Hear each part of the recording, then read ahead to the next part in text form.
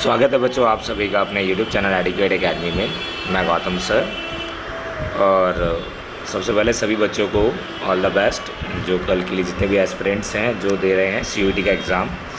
कल इंग्लिश का पेपर है तो आप सभी ने तैयारी कर ली होगी, और उसके बाद भी मैं आप सभी के लिए एक सैम्पल पेपर लेकर आया हूँ ताकि आपकी हेल्प हो जाए किस तरीके से जो क्वेश्चन हैं वो आते हैं। चलिए, इस पेपर में हम बताएंगे सैम्पल क्वेश्चन पेपर के अंदर हमारी कुछ इंस्ट्रक्शन है, जनरल इंस्ट्रक्शन, हमें किस चीज़ों को गलतियां नहीं करनी है, और जिसकी वजह से हम अपने 45 मिनट के अंदर विदिन 45 में हम 200 मार्क्स को कैसे अचीव कर सकते हैं। 200 मार्क्स को लाना बहुत ज़रूरी है। और अगर हमें अपने कोर्स को अगर चाहिए, हमने जो सिलेक्ट किए हैं कोर्स, उसको जनरल इंस्ट्रक्शन मैं आपको बता दूँ। सबसे पहला हमारा जो है बेटा, पेपर कंसिस्ट, आपको 50 क्वेश्चन दिए जाएंगे, लेकिन आपको 50 क्वेश्चन करने नहीं है बेटा। आपको कितने करने हैं? 40 क्वेश्चन करने हैं। मैं उस बच्चों की बात कर रहा हूँ जो CUET का एग्ज़ाम देंगे, जो कल फर्स्ट शिफ्ट में और सेकंड शिफ्ट, 2 शिफ्ट में पेपर होगा।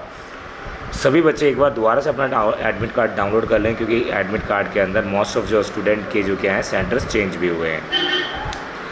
अब आते हैं, हम बात करते हैं सेकेंड। अगर हम बात करते हैं, अगर हमने एक क्वेश्चन किया, अगर हमने करेक्ट किया है तो उसके 5 नंबर का है, वो एक क्वेश्चन 5 नंबर का है, तो 40 क्वेश्चन हमारे कितने हो गए? 200 मार्क्स के हो गए।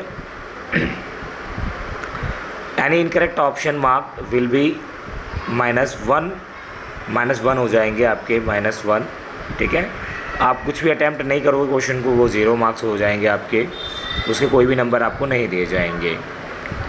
आपको क्या नहीं करना है बेटा? कैलकुलेटर और any electronic gadgets permitted, allowed नहीं है। आप कुछ भी पहन के ना जाएं, जैसे लाइक वॉच और चैन, ये सारी चीज़ें, जो कि चैन वगैरह हमारी जो होती है, कड़ा जो हो गया हमारे हाथ में, वो भी अलाउड नहीं है। बस आपका एडमिट कार्ड, फ़ोटोग्राफ्स, आधार, ये सारी चीज़ें जाएंगी। ठीक है, और एक पेन और ट्रांसपेरेंट बोतल और ट्रांसपेरेंट ज्योमेट्री और ट्रांसपेरेंट आपका जो गत्ता है वो। तो अगर हम बात करें इंग्लिश के पेपर की बेटा, वो इंग्लिश का पेपर आपसे का सबसे पहले क्या आएगा? पैसेज आएगा। तो पैसेज को हमें क्या करना होगा? सबसे पहले बेटा पैसेज को आपको केयरफुली पढ़ना है, देन उसके बाद ही आपको कुछ डिसीजन लेने हैं। पैसेज को पूरा पढ़ लेने के बाद आप देखोगे यहाँ पे किस तरीके से ये जो क्वेश्चन है हमारा दिया। पहला क्वेश्चन दिया गया, father questions to the narrator about to the knowing how to cook rice and the was the intended to. तो आपको इस 4 ऑप्शन में से किसी एक ऑप्शन को क्या करना है? क्लिक करना है। तो ये क्वेश्चन आप जब भी कर पाओगे जब आप पैसेज आपने सही तरीके से पढ़ा होगा। और ये नहीं कि आपको ज़्यादा टाइम भी नहीं देना है एक पैसेज को, क्योंकि आपको 45 मिनट मिले और 45 मिनट में आपको सारी चीज़ों को देखने हैं। ये जो आपके पैसेज वाले क्वेश्चन भी हैं और आपके आगे वाले क्वेश्चन भी हैं, उनको भी देखना है। तो इनमें से आपको मोस्टली जो क्वेश्चन ऑड आउट जो देखोगे, जैसे आपने पैसेज पढ़ लिया उसी समय मार्क करते हुए जाइए। और इसके अंदर आपका एक ये जो आपका होगा